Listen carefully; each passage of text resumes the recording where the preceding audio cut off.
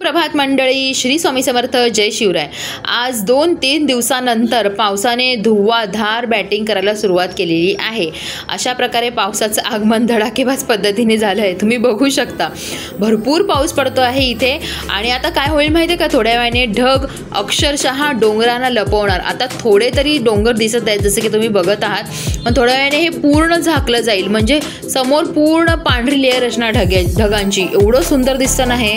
आणि आज आहे माझी शुक्रवारची पूजा, माझी अन्नपूर्णा, माझी गजलक्ष्मी आणि माझ्या कवड्यांना मी कुंकुमार्चन करते, ते सुद्धा श्री सुक्त लावून। हे तुम्हाला माहीतच असेल, जर तुम्ही हे करत नसाल तर तुम्ही नक्कीच करा, याचा अनुभव खूप सुंदर येतो। तुम्ही खूप पैशाच्या अडचणीत जर अडकले असाल तर कुठून ना कुठून तरी तुम्हाला काही ना काहीतरी मार्ग निघतोच।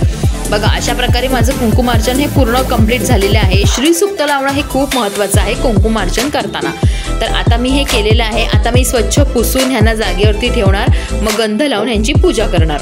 अशी पूजा माझी सर्व झालेली आहे। आज माझी देवपूजा अशी छानपैकी सगळ्या फुलांच्या सजावटीने सर्वत्र प्रसन्न करणारी माझी पूजा झालेली आहे, तुम्ही पाहू शकता। माझ्या फ्रेमला सुद्धा मी हार घातलेला आहे लक्ष्मीच्या।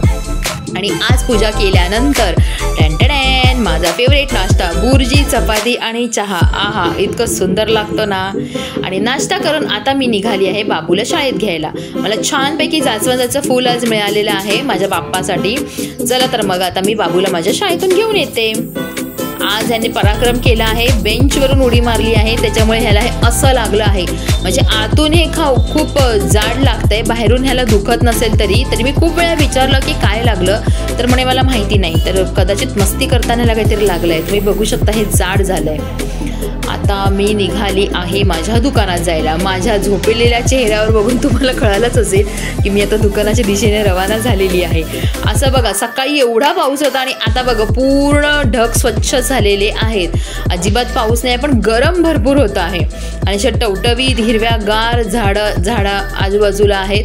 आणि बघा, हे काका मला दिसले। तुम्हाला माहिती आहे हे काय करतायत ते रुईची पानं काढत आहेत, कारण उद्या शनिवार आहे। तर आपल्या हनुमानजीला चढवण्यासाठी, आपल्या मारुतीरायाला चढवण्यासाठी, ह्याचा हार करण्यासाठी हे रुईची पानं तोडत आहेत। तुम्हाला माहिती आहे का मित्रांनो, अशी खूप सारी उपयोगी वनस्पती इथे खूप चांगले मिळतात, ते सुद्धा फुकट निसर्गाने हे दिलं आहे बरं का। कारण हे असंच वाया जाण्यापेक्षा त्यांनी ते वापरलेलं कधीही बरं नाही का। त्याच्यामुळे मी सुद्धा इथे, माझी मम्मी इथे काय म्हणतात, एक भाजी आहे, खूप रानभाज्या आम्ही इथून घेतो आणि खातो बरं का। खूप चांगल्या लागतात, की रस्त्यावरच्या भाज्या आहेत, खराब आहेत असं काही नाही।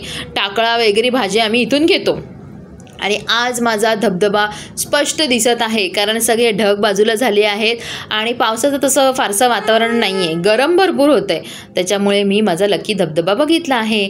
आणि हे आहे माझ्या शॉपमधलं नवीन कलेक्शन। आम्ही टी-शर्ट्स आणले आहेत मुलांसाठी, नवीन छान डिझाईनचे, ब्राईट कलर्स आहेत, म्हणजे सगळ्यांना सूट करणार असे कलर्स आम्ही आणलेले आहेत। आणि हे बघा, हे आहे माझं शॉप, सुंदर शॉप। इथे मी टी-शर्ट्स लावते, माझ्या मागे जे तुम्हाला दिसत आहे इथे टी-शर्ट्स आणि सँडो आणि हाफ चड्डी आहे।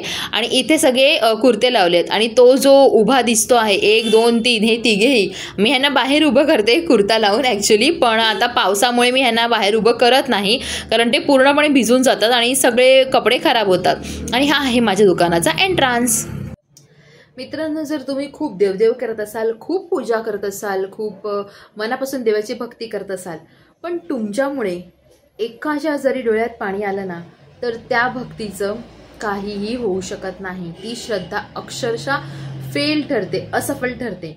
कारण तुम्ही भरपूर देवाची भक्ती करताय, देव मला आता प्रसन्न होईल, देव मला आता माझ्या मनासारखं देईल, आणि दुसरीकडे कोणतरी दुसरं तुमच्या नावाने डोळ्यातून अश्रू वाहतंय आणि देवाकडे सांगते की ह्याने मला असा त्रास दिला, तर खरंच असं तुम्हाला वाटतं का की देव तुम्हाला साथ देईल?